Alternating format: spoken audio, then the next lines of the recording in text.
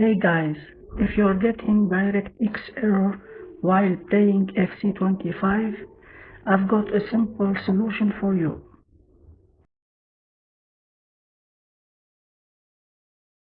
First open the game and when you see the start menu, press Alt plus Enter to switch to windowed mode.